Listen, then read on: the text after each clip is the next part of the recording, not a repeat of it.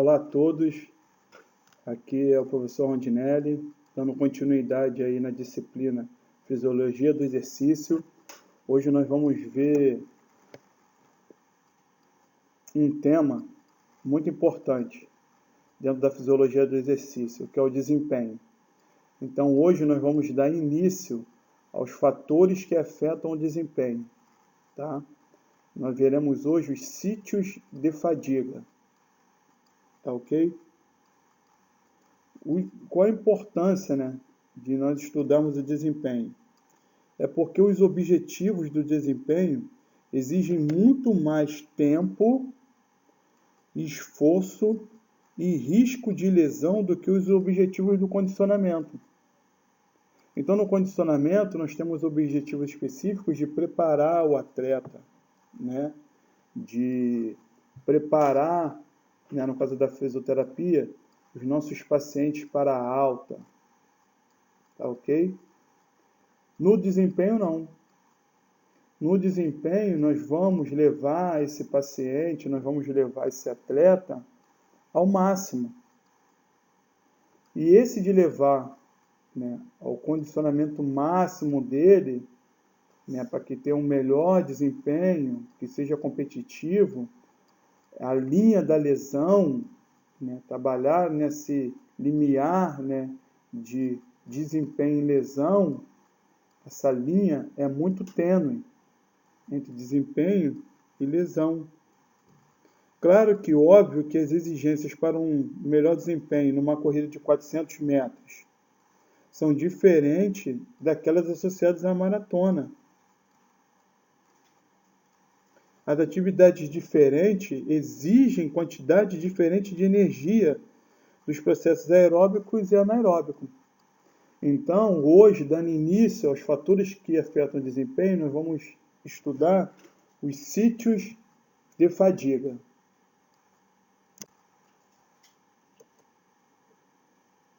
Então, qual o conceito de fadiga assim, mais simples? É simplesmente uma incapacidade de manutenção de produção de potência ou força durante contrações musculares. A discussão sobre os mecanismos começa, claro, onde? No cérebro, onde vários fatores podem influenciar o desejo, aquela vontade de vencer, e continua até as pontes cruzadas dos músculos. Há evidências que corroboram a maioria dos sítios listados hoje no mundo científico. Claro que não existe uma total concordância entre os cientistas sobre as causas exatas da fadiga. As principais são tipo de fibra e o estado de treinamento do indivíduo, se o músculo foi estimulado voluntária ou eletricamente, se a intensidade e a duração do exercício e se a atividade foi contínua ou intermitente.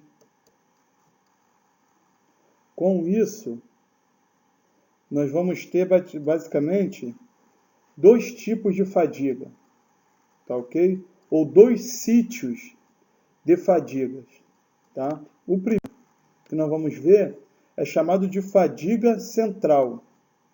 O sistema nervoso central está implicado na fadiga se houver a uma redução da quantidade de unidades motoras funcionantes envolvidas na atividade ou uma redução da frequência de disparos das unidades motoras.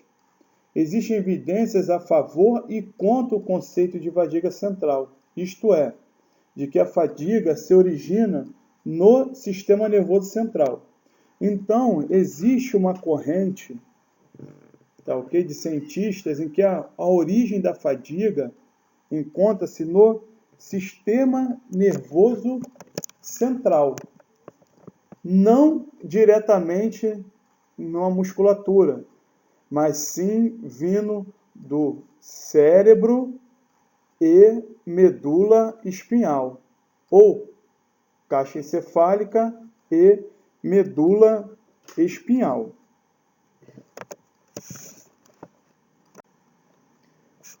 Experimentos clássicos de Merton não revelaram diferenças na produção de tensão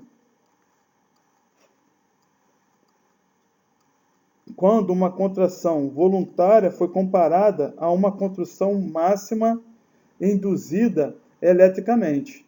Então, esse experimento clássico, né, de Merton, o que ele fez? Ele comparou uma contração voluntária, que é a contração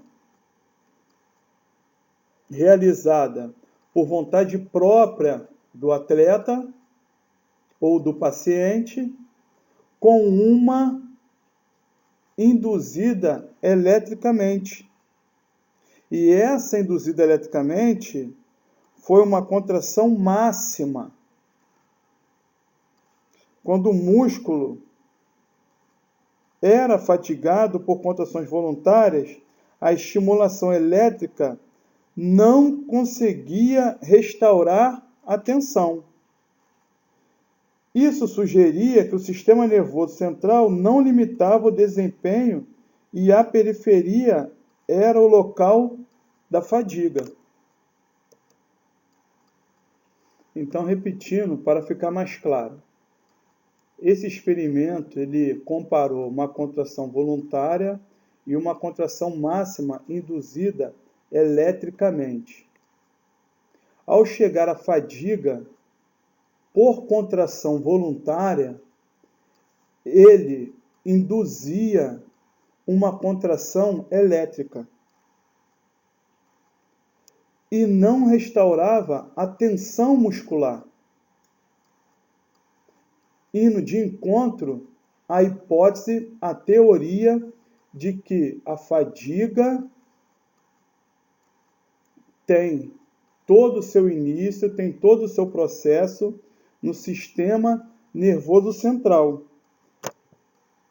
Em contraste, nós temos o estudo de Icai e Estenhaus, que demonstrou que um simples grito durante o esforço podia aumentar o que previamente se acreditava ser a força máxima. E um outro trabalho posterior demonstrou que o estímulo elétrico de um músculo fatigado por contrações voluntárias resultava no aumento da produção de tensão. Que tais estudos sugerem?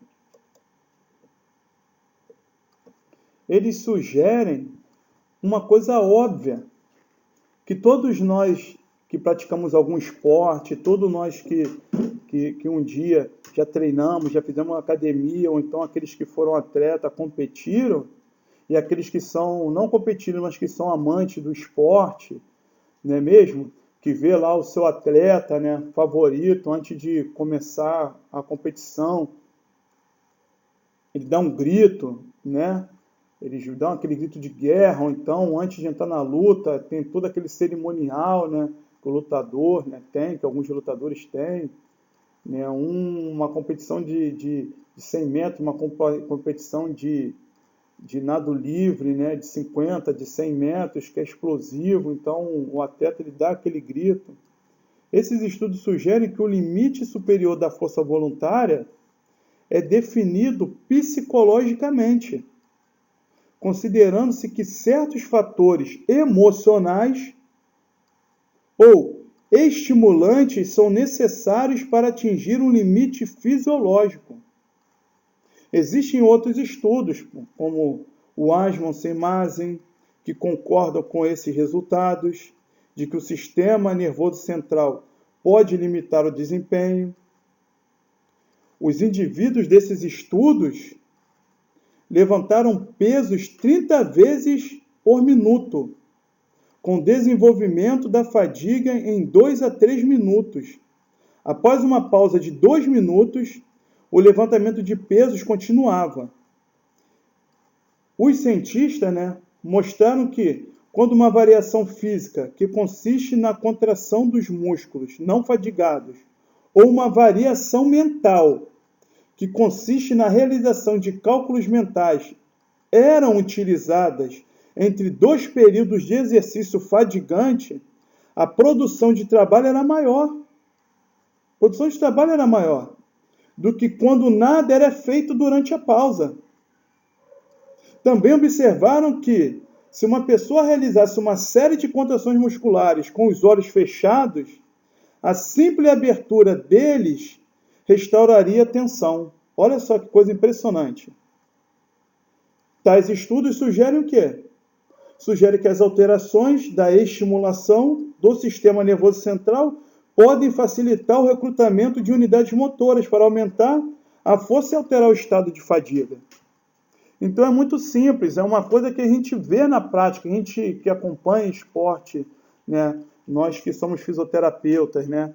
E às vezes a gente está com um paciente que não consegue atingir, né? Não consegue atingir aquela meta estabelecida, né? O paciente fica nervoso, às vezes o paciente dá um grito, né? Muitas vezes eu vou confessar aqui, né? Lá na clínica, às vezes eu dou até um grito, né, de incentivo, né? Tem alguns garotos mais jovens, né, que eu tenho mais afinidade, né? Eu vou lá, né, dou um pescotapa, né? Vamos lá, guerreiro, vamos lá! E aquilo ali traz um estímulo a mais, traz mais força para o paciente. Então, esses estudos nada mais são do que demonstrações científicas, né, daquilo que nós observamos na prática clínica, né, na prática, né, de assessoramento físico. Não é mesmo? Foi feito com os atletas, com os pacientes que levantavam peso e na pausa não faziam nada, e com aqueles outros pacientes que levantavam peso e na pausa eles tinham alguma atividade, né, que ativava o sistema nervoso central. E foi feito, e foi visto, e foi mensurado o aumento do desempenho desses atletas.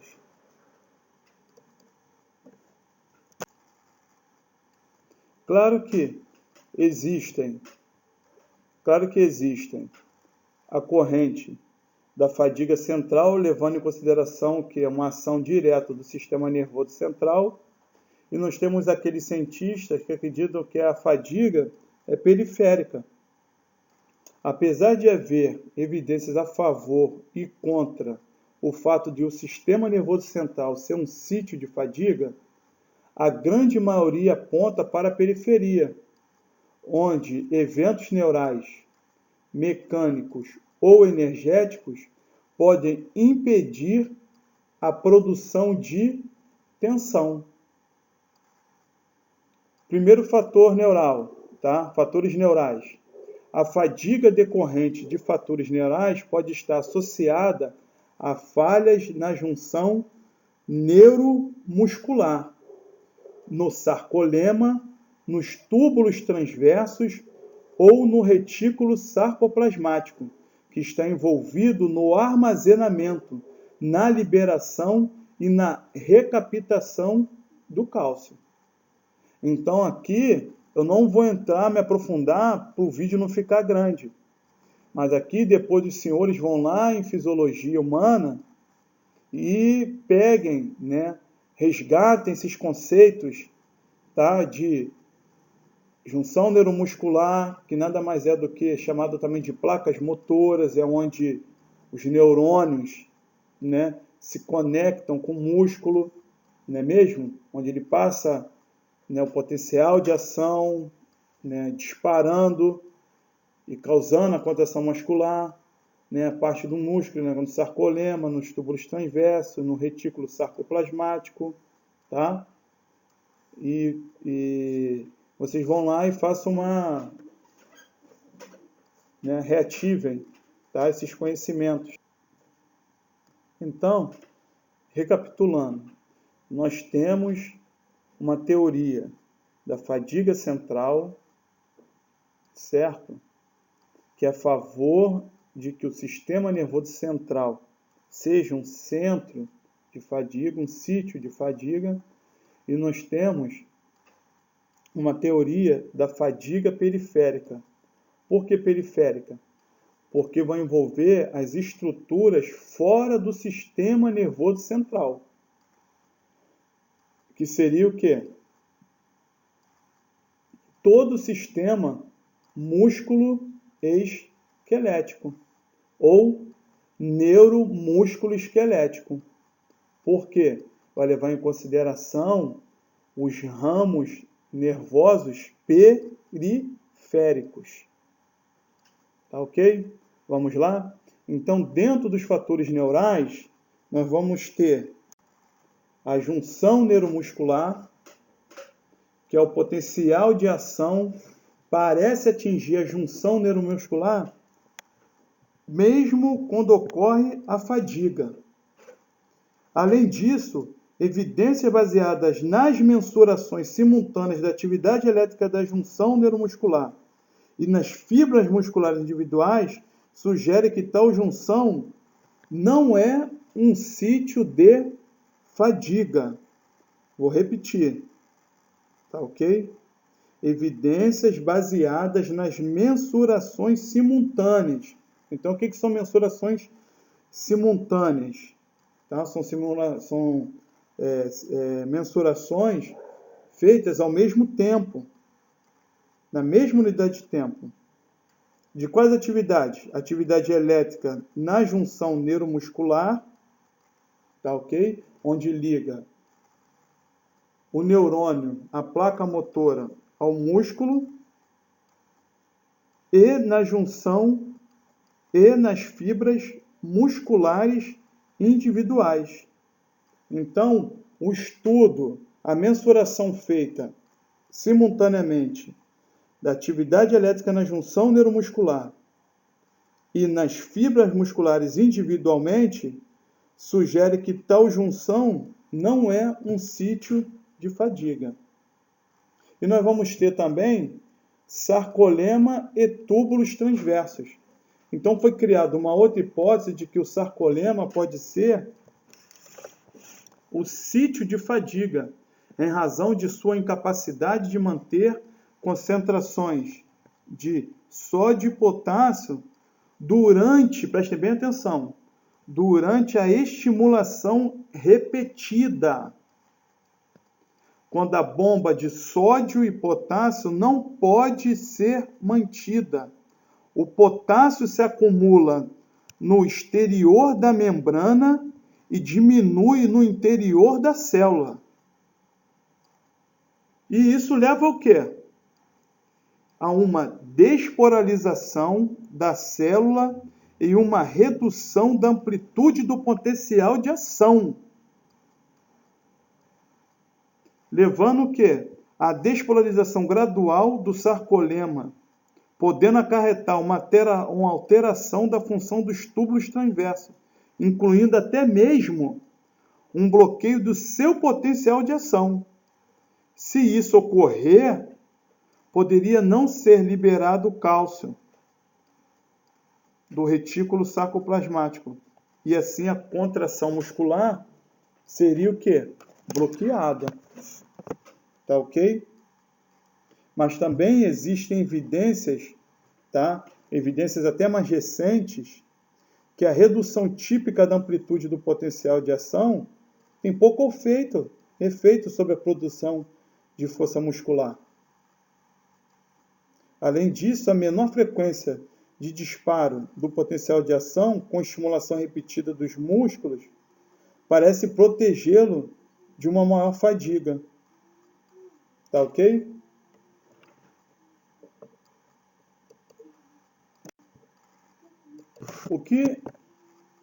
O que nós podemos concluir? Né? O que nós podemos concluir com isso? Tá ok? Os aumentos da estimulação do sistema nervoso central facilitam o recrutamento das unidades motoras. Tá ok? Para quê? Para aumentar a força e alterar o estado de fadiga.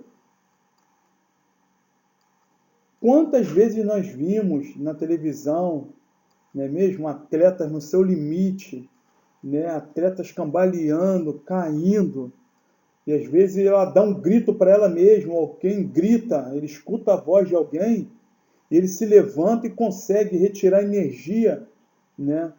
Não sei da onde, mas ele consegue, né, retirar energia. Isso é um efeito que é um efeito psicológico, um efeito emocional. Então não podemos negar que existe sim um aumento da estimulação do sistema nervoso central, que facilita o recrutamento das unidades motoras. Nós vimos tanto cientificamente, através de experimentos, e nós vimos também através de evidências clínicas. 2. A capacidade da membrana muscular em conduzir potencial de ação pode estar relacionado à fadiga. Mas quando isso? Em atividades que demandam uma alta frequência de estimulação. Então, nas atividades que demandam uma alta frequência de estimulação, a capacidade da membrana muscular em conduzir um potencial de ação pode estar relacionado com a fadiga. Em que casos? Nos casos em que atividades demandam uma alta frequência de estimulação. Tá ok? 3. A estimulação repetida do sarcolema pode acarretar uma redução da amplitude e da frequência dos potenciais de ação. Mas prestem bem atenção. No entanto, desvios da frequência ideal necessária para a ativação muscular preservam a produção de força. Olha só que coisa linda. A estimulação repetida do sarcolema pode acarretar uma redução da amplitude e da frequência dos potenciais de ação.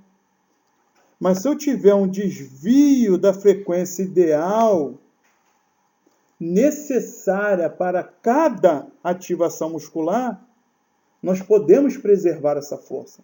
Essa força pode ser preservada. Basta eu conhecer todos os recursos e todas as valências em que eu estou trabalhando. Tá ok? 4. Sob certas condições, pode ocorrer um bloqueio do potencial de ação nos túbulos transversos. Tá ok? E quando isso ocorrer? E quando ocorrer esse tal bloqueio? Tá? Vai resultar em quê? Vai resultar nada mais, nada menos do que uma redução na liberação de cálcio do retículo sarcoplasmático. Se eu tenho uma redução de cálcio e essa redução de cálcio chega a limiares críticos, automaticamente eu não vou ter contração muscular.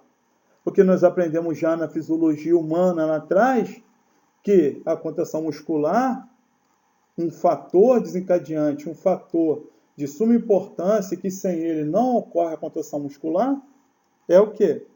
É a liberação de cálcio do retículo sarcoplasmático. Tá ok, pessoal? Então, essa foi a aula.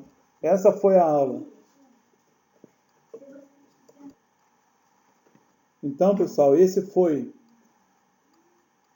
a aula de fatores que afetam o desempenho. Nós vimos hoje fadiga central e fadiga periférica. Fadiga central, há uma corrente que diz que o sistema nervoso central, aí nós entendemos encéfalo e medula, né, são responsáveis, são sítios de fadiga. Nós vimos também a fadiga periférica, que é a mais, né, absorvida pelo mundo científico. Nós vimos a diferença delas, tá ok? E na próxima aula nós iremos continuar, tá ok? Nos fatores que afetam o desempenho e iniciaremos fatores mecânicos, Tá ok? Fatores mecânicos na próxima aula. Tá ok? Um abraço a todos. Espero que todos aproveitem a aula, entendam. E o livro, tá? É o livro da biblioteca. Tá ok? O livro é o livro da biblioteca. Está na Biblioteca dos Senhores, lá da faculdade. Tá ok? Um abraço a todos. Deus abençoe e fique com Deus.